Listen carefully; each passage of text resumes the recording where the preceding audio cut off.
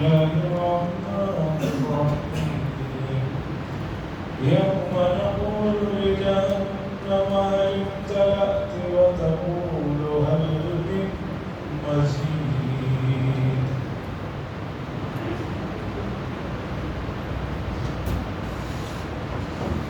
حضرات، سورہ قاف کی ایک آیت ہے. اس سے پہلے کہ اس آیت کے مضمون کو اور اس کے انداز کو سمجھیں، آپ یہ سمجھیے کہ اس وقت میں اور آپ تیسرے عشرے میں چل رہے ہیں، اور اس عشرے کے سلسلے میں فضائل میں آئی ہوئی روایت بتا رہی ہے یہ عشرہ اہمیت کے ساتھ خاص طور پر جہنم سے آزادی اور خلاصی کے لیے اسے بتایا گیا. اب جہنم کیا ہے؟ جہنم کے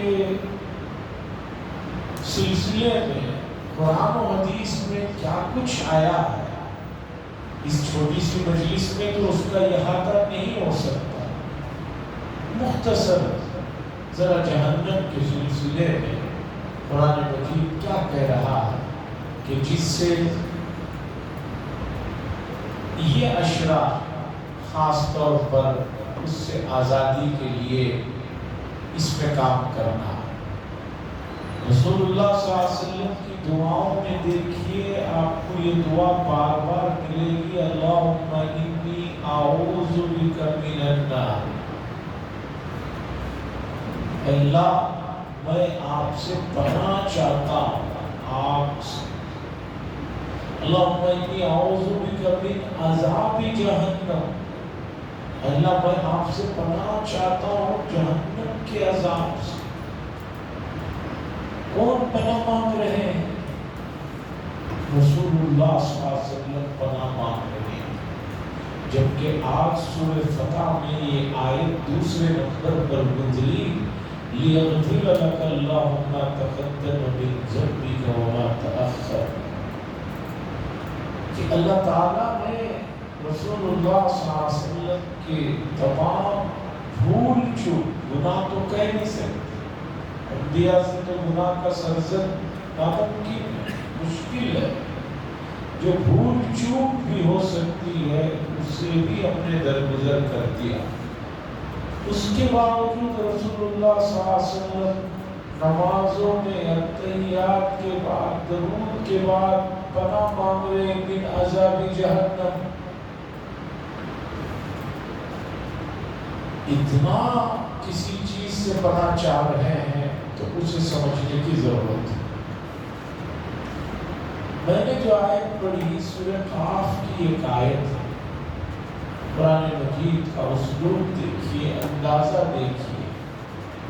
علامہ طنطاوی نے کہا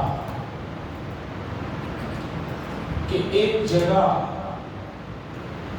بہت سے عربی کے پروفیسر حضرات بیٹھے ہوئے تھے، جس میں عیسائی بھی تھے، دوسرے مذاہب کے بھی تھے، اور جو کوئی مذہب کو نہیں مانتے وہ بھی تھے. اور آپ اس غلط فہمی کو بھی دور کر لیجئے کہ عربی زبان صرف مسلمان ہی جانتے ہیں. اس غلط فہمی کو تو آپ دور ہی کر لیجئے، اس لیے کہ عربی کو جتنا مسلمان جانتے ہیں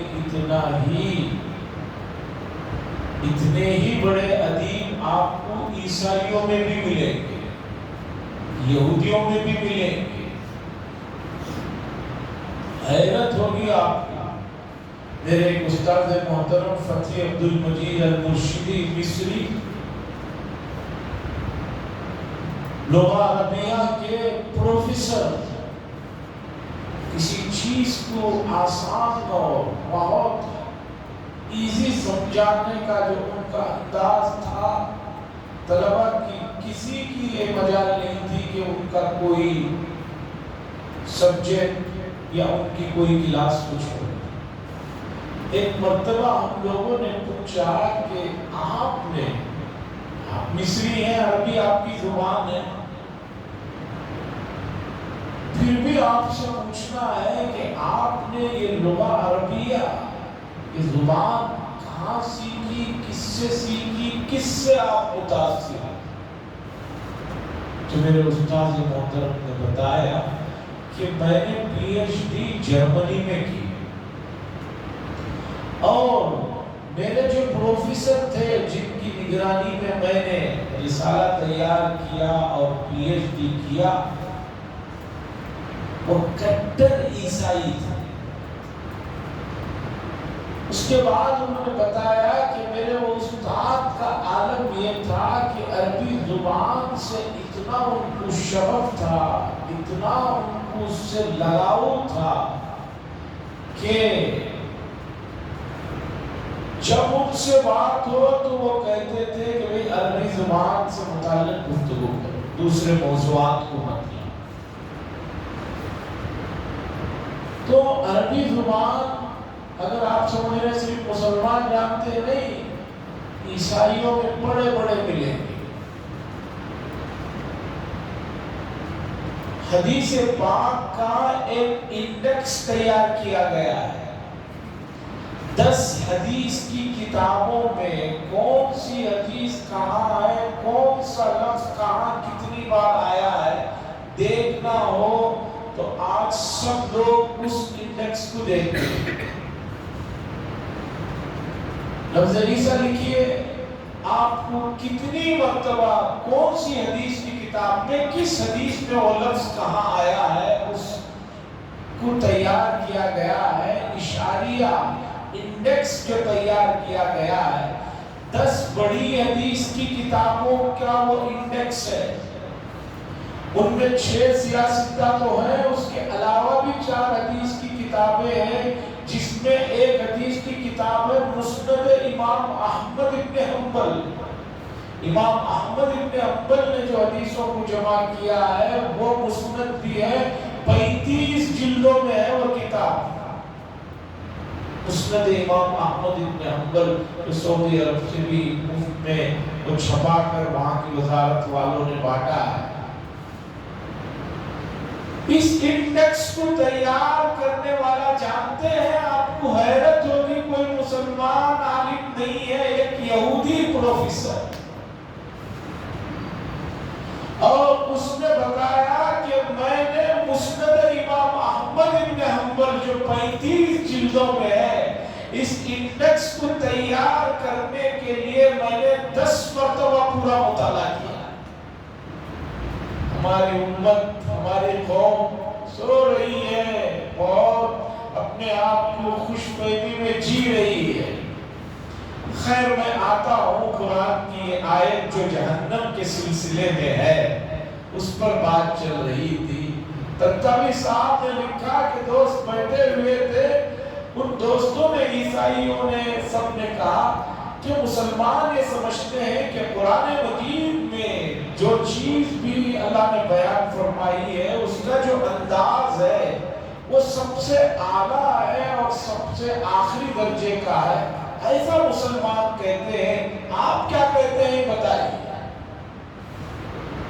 تنتوی صاحب نے کہا کہ میں بھی یہی کہتا ہوں کہ قرآن کسی چیز کو جو بیان کرنے کے لیے جو انداز اس کا ہے، وہ انداز یا اس سے اوپر کوئی نہیں جا سکتا۔ ان پروفیسروں نے کہا ہم تو آپ کو سمجھتے تھے عقل مند ہیں، آپ بھی ایسی بات کر رہے ہیں۔ تنتوی صاحب نے کہا بھئی بات یہ ہے کہ میرا یہی نظریہ ہے، اب اسے جاننے کا یہی طریقہ ہے، میں آپ کو ایک جملہ دیتا ہوں، اس جملے کو آپ اپنے ادبی انداز میں، آپ کی بلاغت جو ہے، آپ جو عربی کو بہت جانتے ہیں، اسے بنا کر دکھاؤ۔ جہنم بہت بڑی ہے، مجھے یہ کہنا ہے۔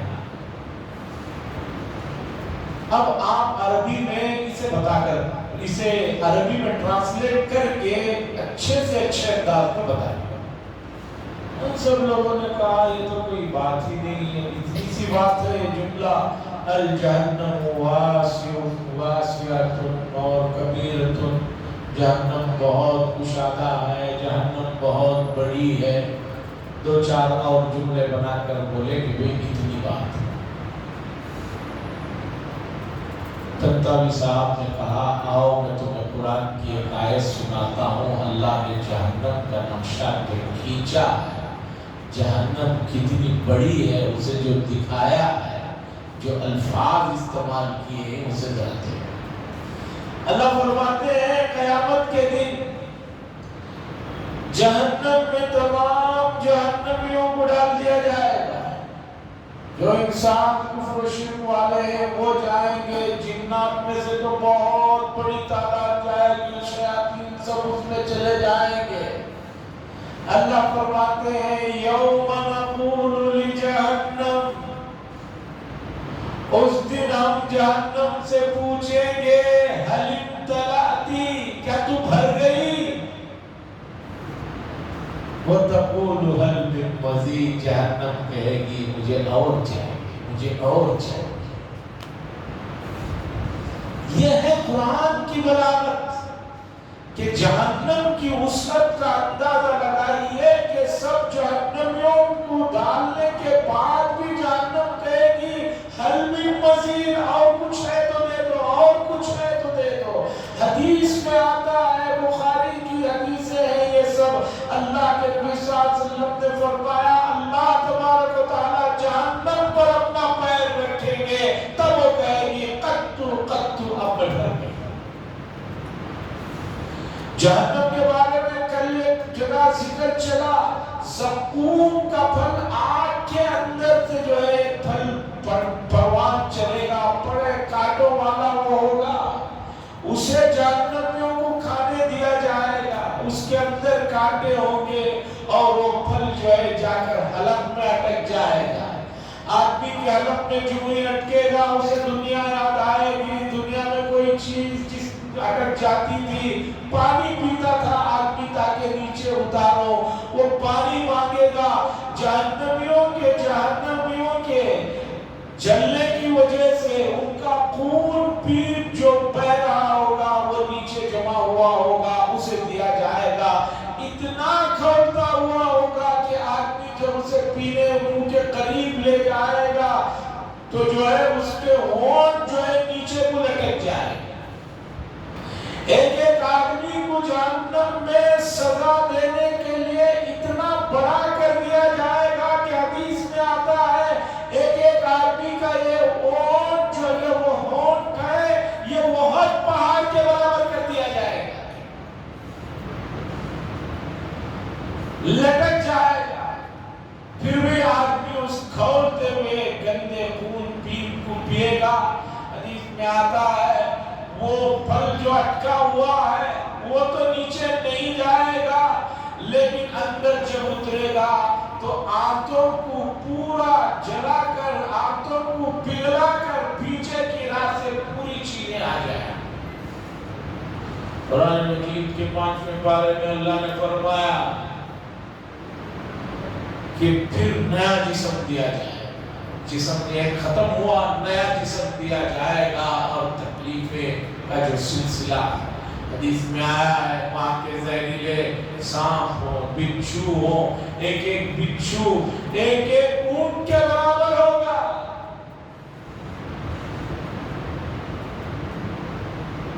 इसीलिए रसूलुल्लाह सल्लल्लाहु अलैहि वसल्लम ने खुद हमेशा जहन्नम से पनाह मांगी और जो है आग से पनाह मांगी। दरअसल उम्मत को तालीम दी गई कि देखो भाई, मानने पर तो ये जन्नत में इनामात हैं, सोने चांदी के महलात हैं और ये है, और ना मानने वालों के लिए ये अज़ाबात हैं, और इससे हमेशा पनाह चाहते रहो। और खास तौर पर अब रमजान के इस अशरे में खुसूसियत के साथ, आमियत के साथ इससे पनाह मांगो। लेकिन उम्मत का आलम ये है कि उम्मत जो है दूसरा अशरे में आते आते आते थक जाती है। इतनी थक गई है कि तरावी के डर से लोग इशा की नमाज जो फर्ज है और जिसे जमात के साथ अदा करना वाजिब है उसे गायब कर देते और पढ़ते भी हैं तो बाद में आकर पढ़ते हैं जिसमें जो है जमात भी छूट जाती है, तकबीर उला भी निकल जाती है। अज़ीज़ान गिरामी, अल्लाह तबारक व तआला ने کیا کہ رسول اللہ صلی اللہ علیہ وسلم کی امت میں پیدا فرمایا، اور گناہوں سے معافی کے لیے بہت آسان سے 2-3 شرطیں رکھی۔ ایک شرط یہ ہے کہ آدمی اس گناہ سے الگ ہو جائے، جس گناہ میں ہے پہلے اس گناہ سے الگ ہو جائے، اس گناہ کو چھوڑ دے۔ نمبر 2، اس گناہ پر اسے افسوس ہونا چاہیے، اسے ندامت ہونا چاہیے، اس سے یہ جو ہوا یہ بڑا غلط ہوا، اس پر ندامت۔ اور تیسری، آئندہ نہ کرنے کا عزم کرے، ارادہ کرے، نیت کرے۔ حدیث میں ہے اللہ تعالیٰ اتنے زیادہ مہربان ہے کہ گناہ تو معاف فرمائیں گے، جو دفتروں میں فرشتوں نے لکھا ہے اسے بھی مٹا دیں گے، اور فرشتوں کے حافظے سے بھی اس چیز کو مٹا دیں گے کہ میرا بندہ جو ہے شرمندہ نہ ہو۔ بڑے ستار ہیں، بڑا درگزر کرنے والی میرے پروردگار کی ذات ہے۔ اللہ کے جو حوصلے ہیں، اللہ کی فرمانبرداری کے جو انداز ہیں، امت جو ہے اسے سمجھ ہی نہیں رہی ہے۔ امت بہت دور ہے، اللہ کے قریب جانے کے لیے تیار نہیں ہے۔ آج اسی سورہ قاف میں ایک آیت گزری، اس میں اللہ فرماتے ہیں نحن اقرب الیہ من حبل الورید، لوگوں تمہاری شیرک سے بھی زیادہ تمہارے قریب ہے۔ تمہیں ہمیں پکارنے کے لیے، یاد کرنے کے لیے، ہمیں منانے کے لیے دوسرے مذاہب والوں نے جو بہت سے ڈنڈے تکرار پال رکھے ہیں، ایسے کچھ نہیں ہے، بلکہ جب تم پکارو گے، جب دل کی گہرائیوں سے آواز لگاؤ گے، پروردگار اس آواز کو سن رہے ہیں اور تمہاری درخواستوں کو قبول فرمانے کے لیے بیٹھے ہوئے ہیں۔ عزیزان گرامی، کل پہلی تاخیرات تھی، کل آنے والے کل دوسری تاخیرات ہے، اور اس کے بعد تو آپ دیکھیے تیسری اور لاسٹ تاخیرات جب آتی ہے، 27ویں جو تاخیرات آتی ہے، اس کے بعد تو پتہ ہی نہیں چلتا رمضان کہاں چلا گیا۔ حالانکہ اس کے بعد بھی 2-3 دن رہتے ہیں، لیکن لوگ تھک جاتے ہیں، تھکنے والا عمل نہیں ہے۔ عزیزان گرامی، غالباً امام احمد بن حنبل کا واقعہ ہے، جب ان کو خلق قرآن کے مسئلے میں گرفتار کر کے حکومت مسلسل ان پر ظلم کر رہی تھی، کوڑے لگا رہی تھی، تو ان سے کسی نے پوچھا کہ حضرت آپ کے اندر اتنا ان کی طرف سے تشدد اور ظلم کے باوجود جو آپ ڈٹے رہے، آپ کو کہاں سے ہمت آئی، کہاں سے آپ کو کوئی چیز ایسی ہوئی جس سے آپ متاثر؟ تو حضرت نے فرمایا مجھے ایک چور سے بڑا سبق ملا۔